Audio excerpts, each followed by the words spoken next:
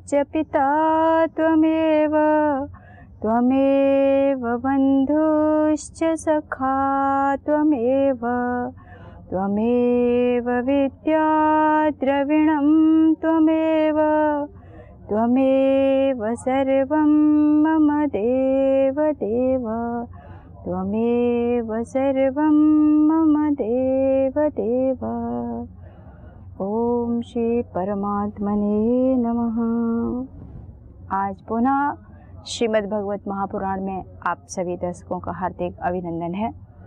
हमने इससे पूर्व अंक में देखा था कि किस तरह श्री सुखदेव जी महाराज राजा परीक्षित को कथा का रसास्वादन कराते हुए बताते हैं कि किस तरह विश्व रूप इंद्र को मंत्र देते हैं। गुरु मंत्र का वो श्रद्धा से जाप करके किस तरह से अपनी खोई हुई जो सत्ता थी वो पुनः उसको अर्जित करते हैं और पुनः अपने राज्य सिंहासन पर बैठ करके शासन करना प्रारंभ करते हैं।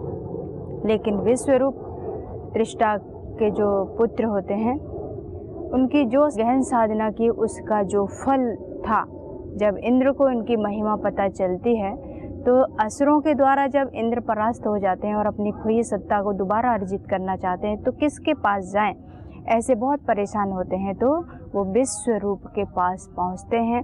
विश्वरूप वैसे तो किसी को कुछ सिद्धियां जब हासिल होती हैं और हम उसके संसार में उसका सदुपयोग करने लगते हैं तो जो हमारी शक्तियां अर्जित की वो धीरे धीरे ख़त्म हो जाती हैं। ये सोचकर विश्वरूप ने उनको मना कर दिया। लेकिन बाद में संत हृदय नवनीत समाना, संत का हृदय, साधक का हृदय, भगवान भक्त जो होते हैं उनका हृदय बड़ा कोमल होता है। कोई दीन दुखी जब उनकी शरण में आता है, कोई शरणागत बन करके आता है तो उसकी रक्षा ही करते हैं, उसका मार्गदर्शन करते हैं, जो कि विश्वरूप ने इंद्र का किया। उन्होंने मंत्र दिए, कई मंत्र दिए, जैसे ओम नमो भगवते वासुदेवाय, ओम नमो नारायणा, ओम विष्णवे नमः, ऐसे ये मंत्र दिए। उनका श्रद्धा से जब उन्होंने जाप किया तो जो उन्हें अर्जित करना था वो पुनः प्राप्त हुआ गुरु की कृपा से। तो गुरु के द्वारा जब मंत्र दिया जाता है और साधक जब श्रद्धा युक्त होकर के एकाग्रचित होकर के एकांत में बैठकर जब गुरु मंत्र का जाप करता है तो उसके अंदर जो सोई शक्तियाँ हैं वो तो जागृत होती हैं। जिस लक्ष्य को लेकर के उसने मंत्र का जाप करना प्रारंभ किया था वो लक्ष्य निश्चित रूप से उसको प्राप्त हो जाता है, जैसे कि इंद्र के साथ हुआ। लेकिन श्रद्धा के बिना अगर आपने मंत्र जाप किया, बिना श्रद्धा युक्त हुए, तो ना तो लक्ष्य की प्राप्ति होगी, ना ही मंत्र के प्रति आपके मन में दृढ़ता आएगी। तो जब कोई भी कार्य हो, आध्यात्मिक जगत में आप रहें या फिर भौतिक जगत में किसी भी चीज़ को आप अर्जित करना चाहते हैं, तो वहाँ श्रद्धा, विश्वास, समर्पण, त्याग, इनका होना परम आवश्यक है। बिना श्रद्धा के ना तो हमारा संसार में जीवन चल सकता है और ना ही हमारा आध्यात्मिक जीवन जो है वो श्रद्धा के बिना नहीं चल सकता। आध्यात्मिक जगत इतना सूक्ष्म होता है कि वहाँ सारा श्रद्धा और विश्वास पे ही सब कुछ चलता है। इस समस्त ब्रह्मांड जो हम देखते हैं ये केवल श्रद्धा और विश्वास के ऊपर टिका हुआ है। एक भगवान का संकल्प था जिसके चलते उन्होंने जो संकल्प लिया कि ये पूरा ब्रह्मांड मुझे, मैं एक हूँ अनेक हो जाऊँ, ऐसा उनका संकल्प था। ये संकल्प के साथ जो उन्होंने अपना कार्य किया तो ये श्रद्धा और विश्वास के ऊपर ही पूरा ब्रह्मांड, पूरी प्रकृति अपने नियमों में रह करके अपने हर कार्य को ठीक से कर पाता है। हमारे अंदर श्रद्धा नहीं किसी के प्रति, ना ही विश्वास है। चाहे आप परिवार में हो, चाहे किसी संस्था संगठन में हो, चाहे गुरु के किसी आश्रम में हो, कहीं भी आप कार्य करने के लिए गए हैं तो इन दोनों चीज़ों का हमारे जीवन में अवतरण होना परम आवश्यक है। इसके बिना ना तो संसार का जीवन सुखी हो सकता है, ना ही आपका आध्यात्मिक जीवन।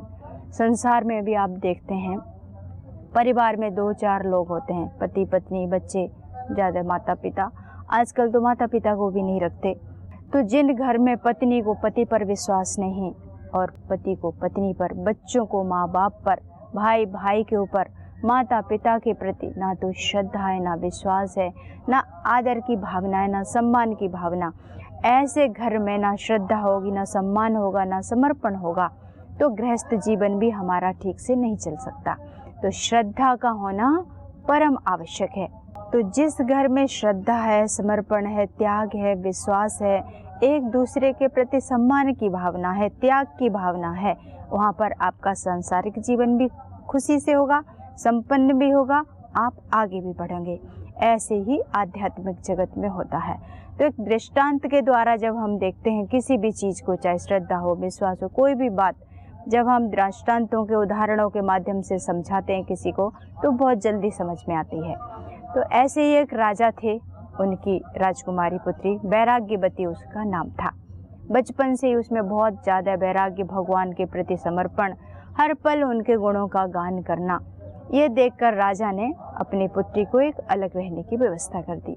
महल से दूर एक घर उनके लिए एक बनवा दिया महल, वहाँ पर वो रहती, अपनी साधना करती, अन्य जो भी कार्य होते उसके दिनचर्या वो सब करती। लेकिन भगवान के प्रति इतनी श्रद्धा, अब उनको पाएं कैसे, ऐसे मन में आया। तो एक दिन अचानक जहाँ वो रहती थी, एक चोर चोरी करने का अभ्यास था, वो सेंध लगाने का काम कर रहा था। अब किसी ने ऐसे ही मखौल में, मजाक में कह दिया कि गुरुजी पीछे खड़े हैं। अब राजकुमारी वैराग्यवती उसका नाम, वैसे ही उसके मन में वैराग्य भी था। अब वैराग्यवती को वैराग्य जो हुआ, इसके चलते वो गुरु की तलाश में निकल पड़ी। अब सच्चा गुरु हो तो निश्चित रूप से कल्याण होता है, और साथ में आपके मन में श्रद्धा गुरु के प्रति, तो हमारा जो लक्ष्य है वो हमें ना मिले ऐसे कभी नहीं हो सकता। गुरु वाक्य में जो निष्ठा के साथ कर्म करता है, निश्चित रूप से उसको सफलता जरूर मिलती है। जैसे कि वैराग्यवती की हम दृष्टांत से अभी देखेंगे। वैराग्यवती अब गई तो देखा, एक किसने भी कहा कि ये तो गुरु जी हैं। अब वास्तव में वो गुरु तो था नहीं, संत का वेश धारण करके, और वो वैरागी बन करके आया। उसको बोला, वो उनके पास श्रद्धा से जाती है चोर के, उसको नहीं पता ये चोर है, हाथ जोड़ के नमन करती है और बोलती है कि मैं ऐसे रास्ते की तलाश में हूँ जिस पर चलकर मैं भगवान के दर्शन कर सकूँ, उन्हें हम प्राप्त कर सकें। अब चोर तो चोर बोला कि भगवान के दर्शन करने हैं, भगवान को प्राप्त करना है, तो उसके दर्शन इस महल में नहीं हो सकते। तो बोली कहाँ होंगे, मैं वहीं चलने के लिए तैयार हूँ। क्योंकि वैराग्यवती जैसा उसका नाम, वैसे ही उसकी श्रद्धा भी थी। इतना चरम वैराग्य था भगवत प्राप्ति के प्रति कि जो करने को कहा वो सब कुछ करने के लिए तैयार। अब चोर बोला कि इसको छोड़ के आपको जंगल में चलना पड़ेगा। अब राजकुमारी तो राजकुमारी, उसके पास किसी चीज़ की कमी नहीं, गहने की कमी नहीं, किसी चीज़ की नहीं। अब चोर तो चोरी करने आया था, इसी लालच में वो एक साधु बन के, गुरु बन करके उसको लेके जाता है। दूर जंगल में पहुंचते हैं, और जंगल में ले जाके एक वृक्ष के पास उसको बांध देता है, और उसके पास जो भी आभूषण थे, ज्वेलरी थी, जो उसका जब सब कुछ लेकर के वहाँ से भाग जाता है। और उसको बोल दिया कि जब तक मैं ना आऊँ, आप इसी पेड़ में बंधकर यही भगवान का ध्यान साधना करना। अब वैराग्यवती परम निष्ठा भगवान के प्रति, अब गुरु वाक्य में इतनी श्रद्धा, इतना विश्वास था कि उसने जैसे कहा वो करने के लिए तैयार हो गई। चला गया, कई दिन बीत गए। अब राजा को चिंता हुई कि राजकुमारी दिख नहीं रही है, कई दिन हो गए। जब महल में जाकर पूछा अन्य जो पहरेदार खड़े कि राजकुमारी कहाँ है, तो बोला कोई गुरुजी आए थे, वो उनके साथ जंगल में गई हैं। अब राजा को ये बात पता चली, राजा बड़े आश्चर्यचकित हो गए कि बिना बताए ऐसे कैसे चली गई। चारों तरफ उन्होंने सैनिकों को लगा दिया राजकुमारी को खोजने के लिए। ढूंढते ढूंढते वहाँ पहुँचा, देखा एक पेड़ के नीचे उनकी बेटी बंधी हुई है। राजकुमारी को देखकर राजा बहुत घबराए और दौड़ करके उनके पास पहुँचते हैं। बोला बेटी ये किसने बांधा है तुमको, और खोलने के लिए प्रयास करने लगे। तो बोले नहीं, आप इसको हाथ मत लगाना, मेरे गुरु ने मुझे बांधा है और कहा है कि जब तक मैं ना आऊँ आप यहीं पर रहना। तो बोले कौन गुरु था, कहते हैं हमें नहीं पता कौन थे, वो कहाँ गए किसी को नहीं पता, वो आएंगे, ये उसकी श्रद्धा है, ये उसका विश्वास है कि मेरा गुरु आएगा, मुझे बांध कर गया है। अब वो चोर इंसान कहाँ लौट के आने वाला। राजकुमारी ने पिता को रोक दिया कि आप मुझे खोलना मत, मेरा गुरु खोलेगा तभी खुलूंगी मैं। तो अब राजा भी अपनी बेटी के लिए, हर कोई भी माँ बाप हो, बच्चे की खुशी में उनकी खुशी होती है। अब राजा उनकी बात मान लिए और छोड़ गए। अब भगवान ये सारा दृश्य देख रहे कि मेरे शिष्य इतने श्रद्धालु भी हैं कि कोई चोर या कोई गलत व्यक्ति उनको कहीं भी बिठा दे, कहीं बांध दे, वो उसमें भी श्रद्धा रखते हैं। तो राजकुमारी को उनके पिता वहीं पर छोड़ के चले जाते हैं, लेकिन भगवान अपने भक्त की रक्षा कदम कदम पर करते हैं। उसकी परीक्षा भी उतनी जटिल होती है, उसकी रक्षा भी उतनी ही दृढ़ता से भगवान करते हैं। जो प्रभु के प्रति पूर्ण समर्पण हो गया, जिसने सच्चे अर्थों में अपनी बागडोर उसके हाथ में सौंप दी, निश्चित रूप से उसका कल्याण परमात्मा करते ही हैं। लेकिन कई बार जैसे मन में श्रद्धा होती है, पर उसमें कहीं ना कहीं संशय होता है। जैसे मंदिरों में भी जाते हैं, व्रत उपवास हम करते हैं और प्रार्थनाएं भी करते हैं कि तेरा तुझको अर्पण क्या लागे मेरा। वहाँ मंदिर में खड़े होकर हमने बोल दिया, लेकिन दूसरे क्षण मंदिर से हम बाहर गए तो वहीं पर हमारा ये मेरा बेटी, ये मेरा घर, ये मेरी जायदाद, ये ज़मीन, उसमें हम जाके फंस जाते हैं। लेकिन भक्त इसकी कभी परवाह नहीं करता। जब सब कुछ अर्पण कर दिया तो फिर कहाँ का घर, कहाँ का मकान, कहाँ की गाड़ी, कहाँ का बंगला, कुछ आपका नहीं है। भगवान के जो भक्त होते हैं, वास्तव में सच्चे श्रद्धालु जो हैं, वो कोई विरला ही एक होता है। ऐसे तो बहुत सारे भक्त हैं, 4 प्रकार के भागवत में भी वर्णन किया है। आर्ध भक्त हैं जो दुखी होकर पुकारते हैं, कोई ज्ञानी भक्त हैं वो ज्ञान के लिए पुकारते हैं, अलग अलग तरीके से। लेकिन सच्चे अर्थों में जो ज्ञानी भक्त है वही भगवान को अति प्रिय है, क्योंकि वो अपने विवेक के द्वारा भगवान को प्राप्त करने के लिए सही मार्ग का चयन करता है। केवल भक्त जो है उसे भक्त वत्सल भी कहा जाता है, क्योंकि कुछ भगवान के भक्त ऐसे होते हैं जिन्हें कुछ भी नहीं आता, ना कोई शास्त्र पढ़ा, ना कोई मंत्र आता है, ना श्लोक आता है, ना कोई प्रार्थना, ना कोई स्तुति, ना किसी नाम में कुछ जपने का सामर्थ्य होता है। लेकिन फिर भी उनकी श्रद्धा इतनी होती है कि उसी श्रद्धा के बल पर वो उसको परास्त कर लेते हैं, बात प्राप्त करने में समर्थ हो जाते हैं। जैसे कि ये राजकुमारी थी, उनके पिता ने कहा कि वहाँ पर छोड़ के चले गए। फिर भगवान देख रहे हैं कि ये तो एक डाकू था, चोर था, लेकिन मेरी परम भक्त होने के कारण एक चोर में भी वही विश्वास रख रही है जो कि एक सच्चे गुरु के प्रति होना चाहिए। तो भगवान रक्षा करने के लिए नारद को भेज देते हैं। नारद जी नारायण नारायण करते हुए पहुँचे। वो श्रद्धा से शीश झुका के उन्हें प्रणाम करती है और पूछती है कि आप कौन भगवान। वो अपना परिचय देते हैं कि मैं आपको खोलने के लिए आया हूँ, मुझे भगवान ने भेजा है। तो उनको भी रोक देती है, कहती है मैं आपका श्रद्धा से प्रणाम करती हूँ, आपको नमन करती हूँ, लेकिन जब तक मेरे गुरु नहीं आएंगे मुझे कोई नहीं खोल सकता। मुझे उनके वचन पर पूर्ण विश्वास है। जब इन शब्दों को सुना तो नारद भी गदगद हो गए, क्योंकि सच्चा भक्त होता है चाहे कितनी कठिन परीक्षा क्यों ना हो, वो उसमें सफल हो जाता है। अब नारद के इन शब्दों को सुन करके वो वहीं पर फिर से साधना में लीन हो जाती है और नारद नारायण नारायण करते हुए भगवान के धाम में वापस पहुंचते हैं। प्रभु को सारी घटना बताते हैं कि भगवान इतना समझाने के बाद भी कि वो आपका गुरु नहीं, वो चोर है, वो कहाँ होगा किसी को नहीं पता, फिर भी वो मानने को राजी नहीं। अब भगवान तो भगवान दयालु, भक्त वत्सल, करुणामयी आए और उसको प्रणाम करते हैं। जो सच्चे भक्त होते हैं भगवान उनके आगे स्वयं झुक जाते हैं। अहम भक्त पराधीना, मैं अपने भक्त के अधीन हूँ। तो भगवान आते हैं, उसे खोलने के लिए भी बोलते हैं कि मैं ही नारायण हूँ, मैं विष्णु हूँ, मैं ही वासुदेव हूँ, मैं ही सर्वशक्तिमान हूँ। लेकिन फिर भी वो मानने के लिए राजी नहीं। क्यों? जैसा उसका नाम था वैसे ही उसके गुण थे, स्वभाव थे। अब भगवान की आंखों में आंसू आए और नारद को कहा कि जहाँ भी है वो आप जा कर के उसे खोजिए। अब भगवान की आज्ञा शिरोधार्य करके नारद चल पड़े कि इनका जो गुरु है वास्तव में वो गुरु नहीं, चोर है, अब कहाँ ढूंढूं उसे। तो नारद निकल पड़े उसकी खोज में और देखा तो वो अगली चोरी करने के लिए किसी घर के पीछे सेंध लगा रहा है बैठ के। नारद उसके पास पहुंच जाते हैं नारायण नारायण करते हुए।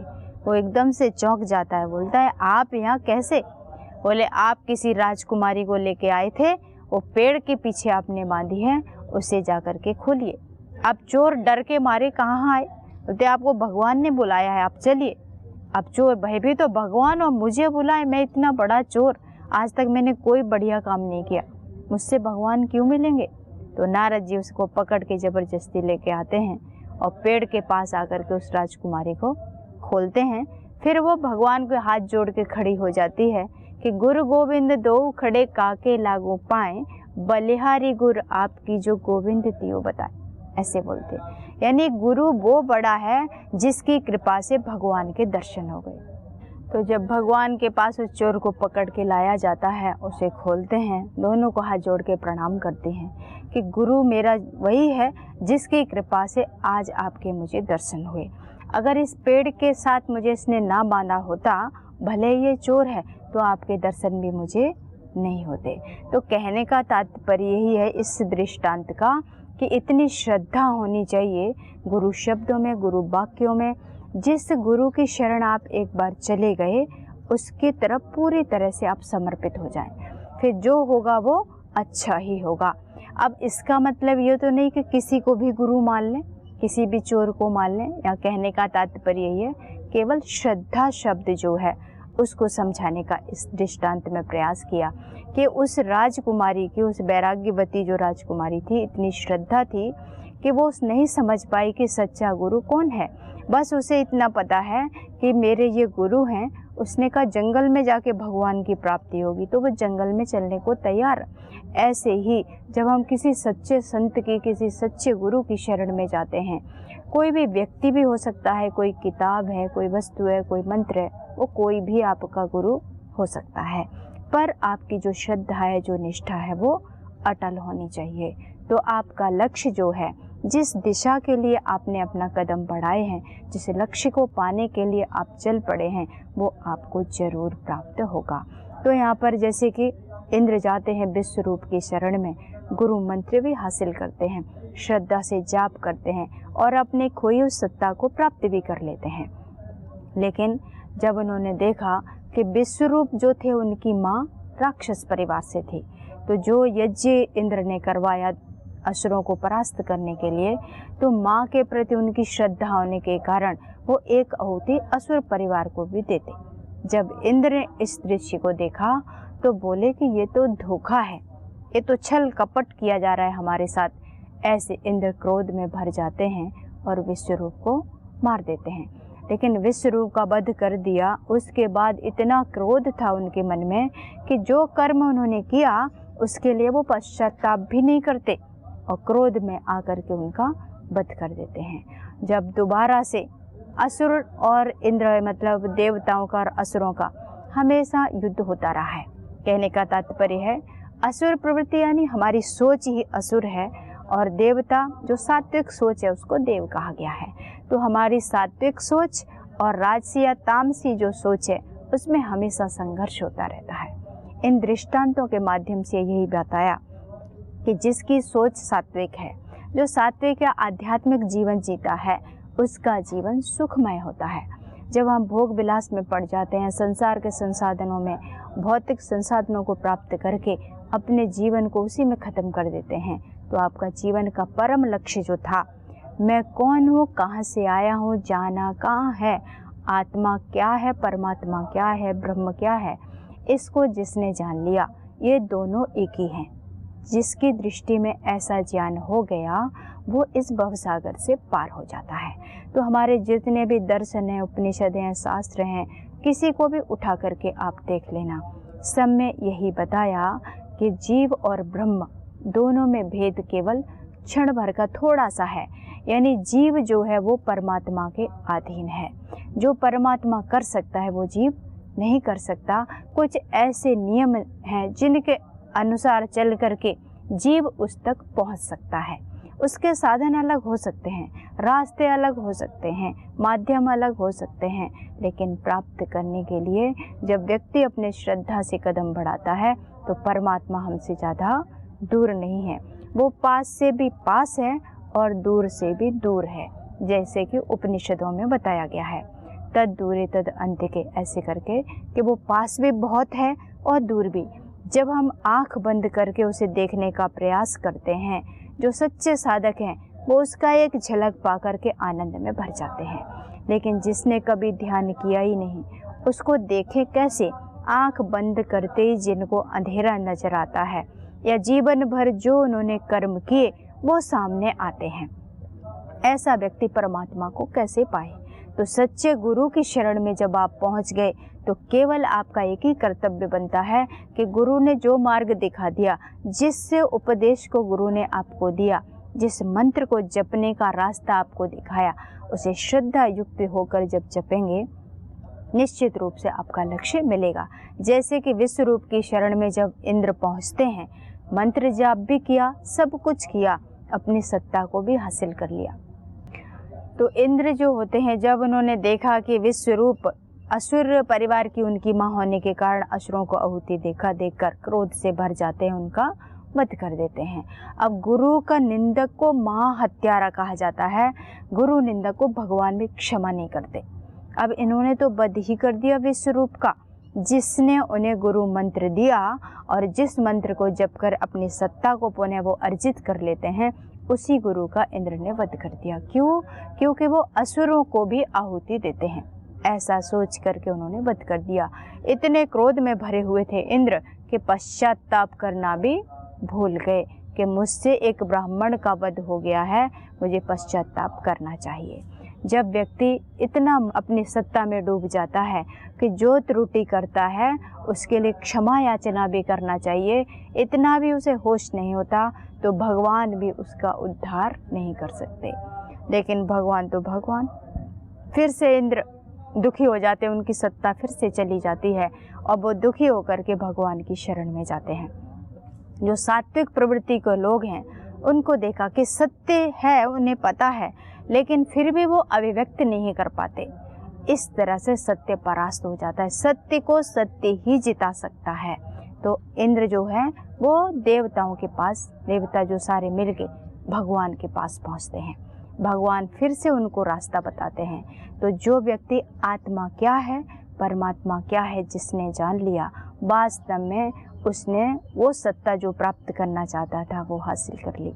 जिस दिन आपका आत्मिक चिंतन या अपना बोध, स्व का बोध हो जाता है व्यक्ति को, फिर संसार के जितने भी सुख हैं, जितने रस हैं, वो सब फीके लगते हैं एक रस के चखने से। वो है परम ब्रह्म का स्वाद। वो इतना आनंद स्वरूप है, सुख स्वरूप है, सर्वशक्तिमान, सर्वव्यापक, जो आनंद स्वरूप, जिसकी शरण में हम चले गए, जो खुद आनंद स्वरूप है। जो जैसा व्यक्ति होता है उससे हमें वैसा ही मिलेगा। आप किसी ऐसे व्यक्ति के पास जाएं जो हमेशा दुखी है, हमेशा रोता रहता है, तो आपके विचार भी वैसे ही बन जाएंगे। आप भी दीन दुखी होकर के वैसे ही उसी की तरह बनते चले जाएंगे। इसीलिए कहा जाता है कि ध्यान करो किसका? उस विराट का, उस भूमा का, उस आनंद स्वरूप का, उस सच्चिदानंद प्रभु का, ताकि आपका भविष्य भी उज्जवल हो। जब देवताओं के पास फिर से इंद्र पहुंचते हैं तो देवताओं ने दूसरा एक नया रास्ता बताते हैं। वो कहते हैं कि ये त्वष्टा जो हैं, विश्वरूप के पिता, वो क्रोध में भरे हुए थे। देवताओं को देखा कि पुनः वो भगवान के पास पहुंच जाते हैं, तो इतना उन्हें क्रोध आता है, एक विकराल रूप वाले व्यक्ति को प्रकट करते हैं ताकि वो उनको सबको नष्ट कर सके। लेकिन भगवान सदा रक्षा करते हैं जो सात्विक प्रवृत्ति के लोग हैं उनकी, जैसे कि इंद्र की हर बार रक्षा करते हैं। आप लोगों ने बहुत कथाएं भी सुनी होंगी कि पग पग पर हर पल रक्षा करते हैं। इस बार फिर से जब इंद्र पहुंचते हैं तो भगवान ने उन्हें एक रास्ता बताया कि त्वष्टा के जो एक महाकाल को उन्होंने उत्पन्न किया है, जो सबको नष्ट कर सकता है, उससे बचने का केवल एक ही उपाय है। वो क्या है? वो है कि आप दधीची ऋषि हैं, उनके पास जाएं और अनुनय विनय करें, तभी आपकी रक्षा हो सकती है। तो इंद्र पूछने लग जाते हैं कि भगवान, वहाँ जाकर करना क्या होगा? आप हमारा मार्गदर्शन कीजिए। तो भगवान बोले कि दधीची ऋषि ने जो वर्षों तक तपस्या की है, उनकी जो हड्डियाँ हैं, अगर वो आपको मिल जाएं, तभी आपकी इन राक्षस प्रवृत्ति के जो लोग हैं उनसे रक्षा हो सकती है। अब इंद्र भगवान की ये बात सुन करके सोचने लगा कि कैसे दधीची के पास जाएं और कैसे उनसे याचना करें। अब दधीची की हड्डियों को वो कैसे मांगेंगे?